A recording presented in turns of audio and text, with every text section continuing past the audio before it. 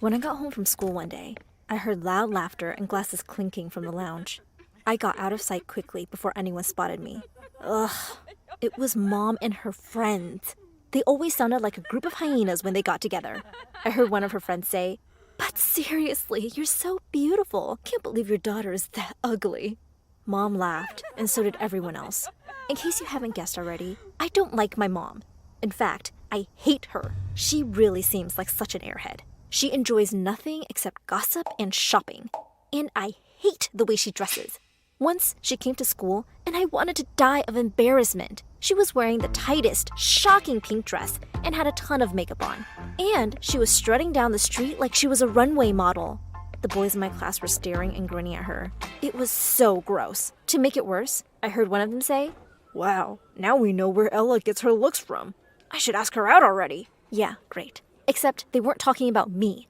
My name is Mallory. My sister, Ella, who's a couple of years younger than me, is one of the most popular girls in school. People are so shocked when they find out we're related. She looks just like Mom and acts just like her too. I told Dad about how Mom had turned up at school and how I hated the way she acted. He sighed and said she didn't used to be this way before, but she changed completely after her sister left. I didn't even know she had a sister, but her ditziness wasn't why I really hated her. I still couldn't forget that night when I had woken up in the middle of the night feeling really thirsty. I was on my way to the kitchen to grab some water when I heard Mom's loud sobbing and Dad's voice coming from their bedroom. What's going on? I wondered. I crept up to their room and peered in through the slightly open door. Dad was sitting on the bed, his head in his hands, and Mom was kneeling next to him, crying and begging him to forgive her. "How could you do this, Melissa?" Dad said, his voice full of despair. "And with my best friend, you ruined everything." "Please, please don't say that," Mom sobbed even louder. "Please say you'll forgive me. It was a terrible mistake." I couldn't listen to any more of this. My head and heart felt like they were going to burst. Mom had been cheating on Dad with Jack? God, I had never liked that scumbag. Dad packed his bags the next morning and left. He kissed me on the cheek and said he was going away on a business trip. He looked so heartbroken. I knew he wasn't going on any trip. He was moving out. I couldn't even say anything. I just choked back my tears and nodded. I couldn't stand to be around Mom. I could hear her crying in her room, and I just wanted to smash something in her face. It was all her fault Dad had left, and he might never come back. Just then, the door opened, and it was Dad. Oh, thank God. Clearly, he had decided to forgive Mom and give their marriage another chance. I was so relieved to see him, but I just couldn't look at Mom in the same way ever again. I had no respect for her. The secret had been eating me up inside. I hadn't told anyone except my best friend. If I told Ella, she probably wouldn't even have believed me. She was Mommy's little puppy dog. I could hear Mom calling me down for dinner. At the table, she asked me how school was, and I pretended I hadn't even heard her. I turned to Dad and started talking about an upcoming sports event at school. When I took the first bite of the meatloaf Mom had cooked, I made a disgusted face and pushed my plate away. Yuck! That tastes awful! I'm just going to make myself a peanut butter sandwich, again, I said. I could see the hurt look on her face, but I didn't care. I wanted to hurt her. "Mallory, it tastes just fine," Dad said sternly. "Just sit down and finish your food." "No!" I screamed, getting up from my chair. "Her food is terrible. I'd rather go hungry." And with that, I ran upstairs to my room. Before I slammed the door shut, I heard Ella talking in her sickly sweet voice. "Mommy, the meatloaf is delicious. Mallory is just going through a phase. Probably boy troubles." And then I heard them both giggle. I felt so pissed off. Gosh, could she ever stop sucking up? A couple of hours later, my stomach was growling so loudly, I was pretty sure the neighbors could hear it. I snuck into the kitchen and took a look in the fridge. Sadly, they finished the meatloaf. Ugh, I really would have to eat that peanut butter sandwich now. I was sneaking back upstairs when I heard my parents' low voices in the lounge. And I heard my name. Mom was telling Dad that she'd just had about enough of my behavior. Dad said he'd talk to me later, but it was probably just me acting out as a teenager. A couple of days later, I woke up to some shouting. "Too early to hear your screeching, Mom." Her voice was like nails on a chalkboard. I walked downstairs to find Mom waving something in Dad's face. "I just want to know how these got in your car. Who do they belong to?" she shrieked. Dad stood there silently, which seemed to make her even angrier. She threw whatever was in her hands to the floor. It was a pair of earrings, and I recognized them immediately. They were mine. I rushed over and picked them up. I felt so furious. How dare she accuse Dad of cheating? I turned to her, not bothering to hide my hatred for her one bit. "Mom, you're such a stupid psycho!" I shouted at her. "They're my earrings! I probably forgot them in Dad's car. You have no right to talk to Dad like that. I don't even know how he puts up with you. No wonder your sister left you." Mom looked completely shocked for a minute, and then she burst into tears. Just then, Ella came running to Mom's side, and she glared at me and started screaming. "Don't talk to Mom like that, you dumb cow! Seriously, what is wrong with you?" Ella said. It was Dad's turn to be furious, also at me. "Mallory, that's it! You are grounded for a week! Go up to your room, now!" Dad said. I ran up the stairs, tears pouring down my cheeks. Thanks to Mom's drama, I was now grounded. Mom gave me the cold shoulder, and I was more than happy to not talk to her. On Sunday, I heard my family leave for church service, and I let out a big whoop. Great! Finally, I could go watch some TV in the lounge. I ran downstairs joyfully, grabbed lots of snacks, and settled down on the couch when I heard something from the basement, where Dad had set up his home office. I froze for a second. No one was supposed to be home. I tiptoed down the stairs, and as I got closer to the door, I heard Dad's voice. Phew! Relief flooded over me. I was about to go back to my spot on the couch when I heard a woman's laughter. Feeling really curious, I turned back around and peered in through the door.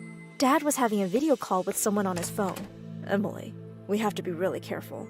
I have to make sure my wife doesn't suspect a thing," Dad said. I tiptoed back upstairs, feeling a bit sick. Suddenly, I lost my appetite for snacks and TV. Dad couldn't be, could he? Well, even if he was cheating, I couldn't really blame him for trying to find love somewhere else. Mom wasn't exactly wife of the year material. Later at lunch, Mom walked into the room with a bouquet of flowers and a wrap present, which she placed in front of Dad. She kissed him on the cheek and said, "Happy 15th anniversary, darling." Why thank you, Melissa." Dad looked completely surprised and flustered. He started apologizing and saying it had slipped his mind. Mom said it was totally okay, but I could tell that she was really trying hard to not look hurt. Ella squeezed her hand and gave her a sympathetic look. What a goody two-shoes. It made me feel sick. I was tired of being in the house around the two of them. I was dying to go to my best friend's house and vent. I walked downstairs to grab something from the kitchen when I saw Mom in the lounge, all by herself. She was curled up on the sofa and sobbing like a big baby. "What now?" "Geez, Mom, your favorite soap actor died?" I said sarcastically. She looked so dumb with all that mascara running down her face, but her sad face turned to a furious one in seconds. She jumped up from the couch and glared at me with bloodshot eyes. She was a small woman, but it scared me. "I've had enough of your nonsense. I'm going to throw you out of my house, and your good-for-nothing cheating dad, too," Mom yelled. "You're a paranoid freak. Dad would never cheat on you," I managed to scream back. Ella had heard our screaming and come running. To Mommy Dearest's defense, I'm sure. "Oh, really? Well, take a look at this. And of all the people, Anna sent it to me. She'll make sure I'm a laughingstock."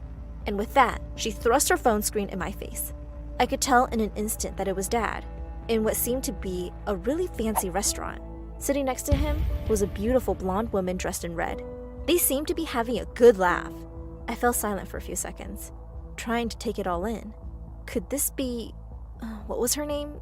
Emily? I just looked at her coldly and said, "So what if he is cheating on you? You deserve it! You cheated on him first!" Mom stood frozen on the spot, her eyes wide, her mouth slightly open. Ella looked equally stupid.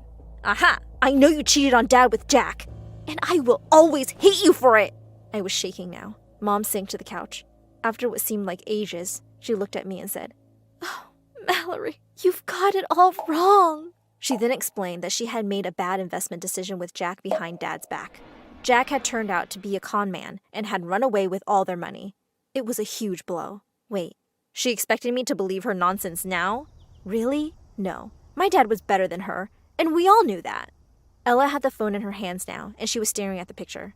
Finally, she said angrily, "How could he do this to you, Mom?" I looked at them and said, "No, he isn't a cheater, you idiot. Dad is innocent, and we can ask him together." Mom was hurt and said he wouldn't confess. Then I said, "You know what? I'm going to spy on him just to prove you wrong." So here I was the next day, a couple of blocks away from Dad's office, hiding out in Mom's car. She'd made me skip school and sent me off in her car. Half the day had gone by with nothing happening. I'd almost dozed off when I saw Dad walk out of the building. A shiny black car had driven up outside the main entrance. A leggy blonde in high heels stepped out of it. My dad kissed her on the cheek, and then he got into the car with her, and they drove off. I frantically revved up my engine and started following them. Where were they going? I wondered. We had been on the road for 2 hours now.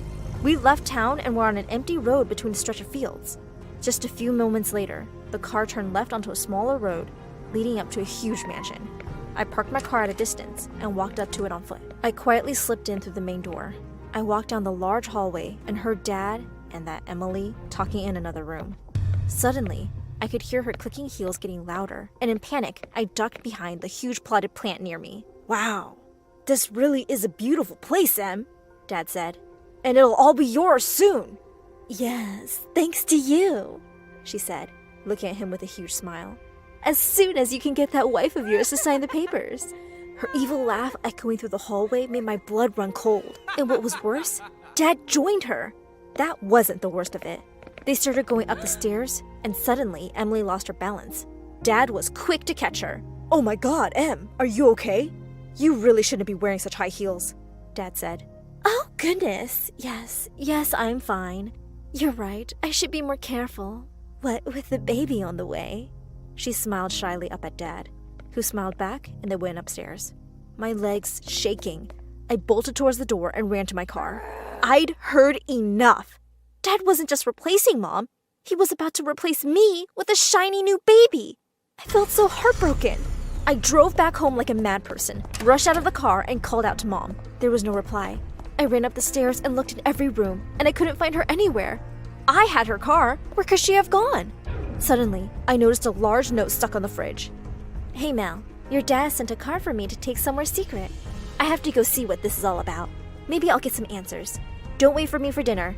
I've taken Ella with me." Oh, no!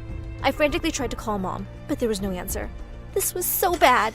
And there I was on the road again, driving another 2 hours like a crazy person to some unknown location. I knew exactly where that was. I parked my car at the gate and rushed to the mansion. Emily's car was still there, and Mom and Ella must have been inside because another car was parked outside. I ran in through the main door and looked in all the rooms downstairs. Nothing. I ran upstairs and heard voices from one of the bedrooms. I peered in and saw all 4 of them in there. Mom and Emily were crying. "I still don't understand why you suddenly left," Mom wept. "You just broke my heart, Em." "Oh, Mal, you know how hard it was with Mom and Dad. I couldn't live that life anymore, and I didn't even find out till much later about their accident, which is why I never came to the funeral. Just please forgive me. I will make it up to you," Emily sobbed. I stood there in shock. So this was the long-lost sister. My sister was there, crying like an idiot. Then Mom hugged Dad and thanked him for reuniting them. And behind her back, he mouthed, "I love you, babe." Then he winked at Emily, who also mouthed, "I love you too, babe." I looked at my sister, who had just witnessed this. We exchanged worried looks. Then Mom said, "We are all going to have so much fun together." Oh, poor Mom. For the first time in years, I felt sorry for her.